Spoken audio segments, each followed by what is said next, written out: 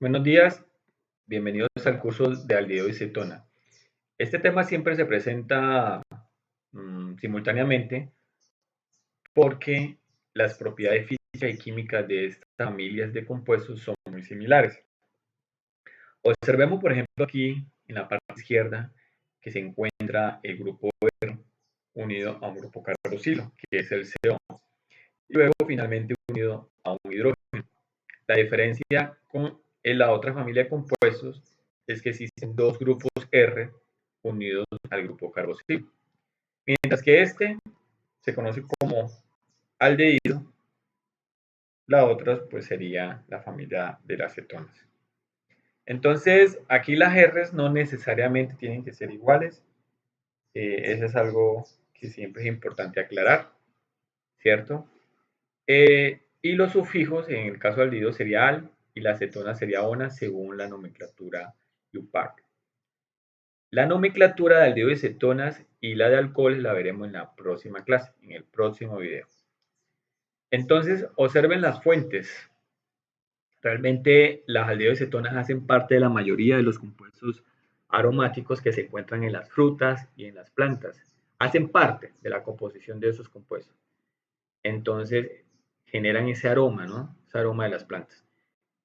Si miramos la estructura, pues entonces este grupo CO le va a dar unas características polares, por lo que van a ser solubles en agua. Pero recuerde que la solubilidad depende del número de carbonos, ¿cierto? Eso lo veremos con más detalle más adelante. Tienen altos puntos de presión de vapor, por eso se encuentran en los aromas precisamente, y se obtienen a partir de los alcoholes, y esa sería la última parte de este curso, del tema de este curso que vamos a ver el día de hoy al final. Entonces, esos son algunos ejemplos de algunos aldehídos cetonas muy conocidos. Aquí está el grupo carbonilo CO, que es el que le da esas características de polaridad y estas propiedades. Por ejemplo, la acetona y propanona.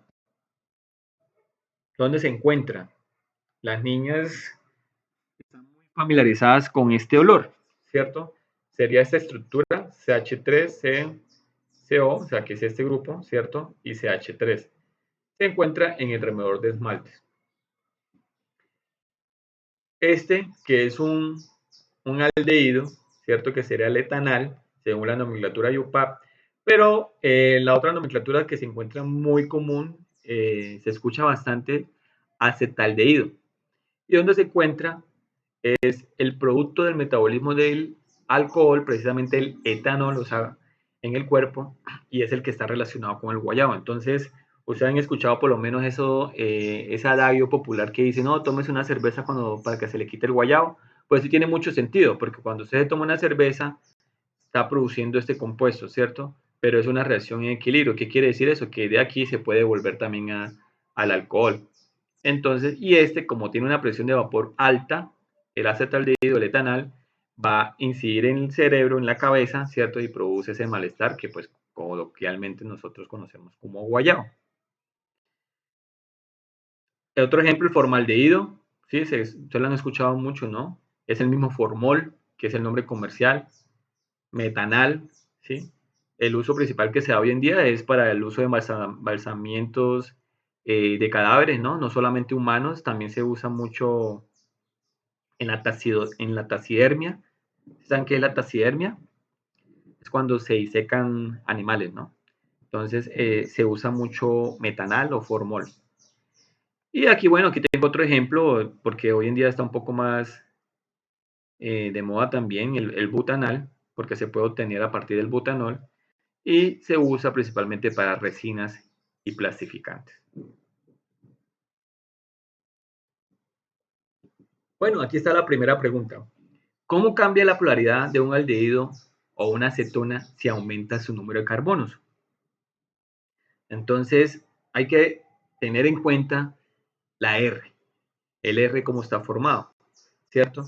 Entonces, porque si ese R es una gran cantidad de CH3, H2, ¿cierto? Pues va a quitarle polaridad al aldehído o la acetona. Entonces, ¿cómo cambia la polaridad de un aldehído o acetona si aumenta su número de carbono? Entonces, podríamos traducir la pregunta anterior, ¿cierto? O cómo cambia la polaridad. finalmente pues vamos a entender que entre mayor número de carbonos va a disminuir la polaridad, o sea que son menos solubles. Uno también podría preguntar, ¿no? ¿Cómo cambia la solubilidad del aldehído de acetona si aumenta su número de carbono? Entonces, a medida que aumenta el número de carbono, disminuye la solubilidad. ¿Sí está claro eso? Podemos hacer esta otra reflexión. Bueno, ¿cómo cambia el punto de ebullición de un aldehído de acetona si aumenta su número de carbonos? Entonces, observemos esta gráfica. ¿Qué estamos viendo? Entonces, el metanal, en una columna, la primera sería la columna del aldehído, ¿cierto? La segunda, el respectivo punto de ebullición. En la siguiente columna, la acetona, y en la siguiente columna sería el punto de ebullición. ¿Por qué no tenemos acá, en esta fila, no tenemos una acetona? Muy bien, porque no existen cetonas menores que la propanona, porque el grupo cetona tiene que ir en la mitad, mientras que el grupo aldehído tiene que ir en un extremo. Entonces no podemos hablar de etanona, porque no tiene sentido, ¿de acuerdo? Entonces revisen por favor en el cuadro.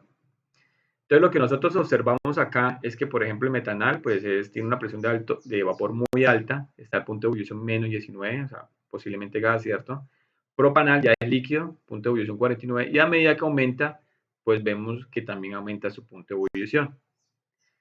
De igual manera, pues nosotros podemos hacer el mismo ejercicio con la acetona. A medida que aumenta el prefijo, o sea, pro, pasa but, pasa hexanona, pues aumenta el punto de ebullición. Entonces podemos concluir que a medida que aumenta el número de carbonos, aumenta el punto de ebullición.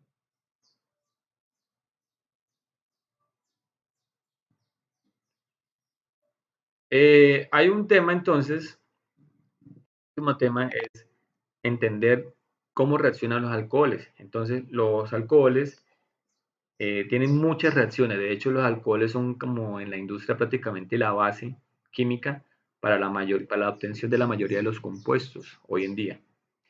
Pero entonces aquí nos vamos a limitar a una reacción muy conocida, muy típica, que es la oxidación a partir de alcohol. Entonces, la oxidación depende si el alcohol es primario, secundario o si es un alcohol terciario. Entonces, si es un alcohol primario, vamos a encontrar que se forma un aldehído y luego en consecuencia, si se siguiera oxidando, se va a formar un ácido. Nosotros, por tiempo de curso y por tema, solamente vamos a ver de alcohol a aldehído, no vamos a trabajar esta partecita, la parte del ácido. Ahora, si es un alcohol secundario que se oxida, ¿sí? Observen que es un alcohol secundario, ¿por qué? Porque tiene dos grupos R, el OH está unido a ese carbono que tiene dos grupos R, se va a formar una acetona, o sea, un grupo carboxilo que está unido a dos R. Y este pues no presenta más oxidación. Y si fuese un alcohol terciario, no hay una oxidación ulterior, ¿sí? O sea, no reacciona, no hay reacción. Entonces, nosotros podemos empezar a preparar nuestros aldehídos dependiendo prácticamente del alcohol que tengamos. Entonces, revisemos algunos ejemplos. Primero identifiquemos este alcohol. ¿Qué alcohol es? ¿Primario, secundario o terciario? Muy bien. Es un alcohol secundario. ¿De acuerdo? Entonces, si es un alcohol secundario, teniendo en cuenta lo que acabo de explicar, ¿qué se debería obtener? Muy bien, una acetona. Entonces, observen que entonces lo que sucede es que en el grupo, en el carbono que está unido al grupo OH, se pierde el hidrógeno, ¿cierto? Se pierde el hidrógeno. Y el OH se transforma entonces en el carboxilo. A veces los estudiantes me preguntan, bueno, pero ¿qué pasó con el hidrógeno que se perdió, se formó materia? Entonces, no se perdió la materia, no se fue formado ni nada. Lo que pasa es que como aquí reaccionan otras sustancias, ¿cierto? Para que se pueda oxidar, pues el hidrógeno y los hidrógenos se van para la otra sustancia. Pero en este caso, a nosotros no nos interesa ver para dónde se fueron esos hidrógenos. Entonces, por eso nosotros dibujamos la estructura de esta manera. Entonces, observen que, por ejemplo, si nosotros revisamos aquí, vemos que tiene 2, 3, 4, 5, 6 carbonos, ¿no? Y acá miremos 1, 2, 3, 4, 5, 6. Y esos grupos siguen prácticamente igual. O sea, realmente el alcohol se oxidó y se formó la acetona, pero no cambia su estructura solo en la parte que está reaccionando, o sea, en el OH. El carbono y el OH pasa a esta forma que está acá. ¿De acuerdo? ¿Alguna pregunta? Miremos otro ejemplo. Primero lo que tenemos que hacer es identificar qué tipo de alcohol es, si es primario, secundario o terciario. Muy bien, es un alcohol primario. Entonces, si es un alcohol primario, pues va a formar un aldehído. Muy bien. Entonces, ¿cómo sería la estructura? Contemos los carbonos, ¿no? 1, 2, 3, 4, 5, 6 carbonos. ¿Cuántos carbonos debe formar nuestro aldehído? 6 carbonos. Muy bien. No podemos, no tenemos por qué inventarnos más carbonos. Aquí suelen cometer dos errores. Primero, se ponen a introducir más carbonos en la estructura y segundo, cuentan esto en la nomenclatura o en el momento de decidir sobre el alcohol, se ponen a contar el OH. Entonces recuerde que nosotros nombramos solamente los carbonos. Entonces por eso yo nombro 1, 2, 3, 4, 5, 6 carbonos. De igual manera acá 1, 2, 3, 4, 5, 6 carbonos. Entonces en el carbono 1, bueno, que es donde está el OH, y aquí donde está el aldehído, es donde cambia, ¿no? Entonces pasó un CH2, se fue los dos hidrógenos y el hidrógeno acá, perdón, se fueron solamente dos, uno acá y otro acá, para formar esta estructura aldehído. Entonces, si nosotros comparamos esta estructura con la anterior, nos vamos dando cuenta que realmente las cetonas siempre se forman en la mitad de la estructura, ¿no? Y los aldehídos van a ser terminales. No existe un aldehído que tenga el grupo COH en la mitad, porque si lo tuviera en la mitad, pues se vuelve una acetona. Eso es muy importante darse cuenta, porque eso nos ayuda a diferenciar si es un aldehído o es una acetona. El aldehído va a estar al principio, o sea, aquí o acá, ¿de acuerdo? O por aquí o por acá. Bueno. Tenemos otro ejemplo. Tenemos este alcohol. Entonces, lo primero que debemos hacer es identificar qué tipo de alcohol es. Si es primario, secundario o terciario. Muy bien, es un alcohol terciario. Entonces, no reacciona. Entonces, no reacciona ¿por qué? Porque es un alcohol terciario. O sea, no le dé vueltas a esto. Eso ya es una evidencia experimental. Dos alcoholes terciarios no reaccionan. Entonces, ¿qué hacemos ahí? Pues escribimos simplemente que no reacciona. Este otro ejemplo. Estos grupos tienden ustedes también a equivocarse mucho porque como se dibuja de esta manera, ¿cierto? Entonces se olvidan cuántos hidrógenos hay, cuántos carbonos. Entonces recuerden que aquí hay un CH2, H2, H2, H2, H2 y acá un CH. Entonces este grupo acá es CH, entonces COH y tiene un hidrógeno acá, ¿cierto? O sea, ¿qué tipo de alcohol es? Primario, secundario, terciario.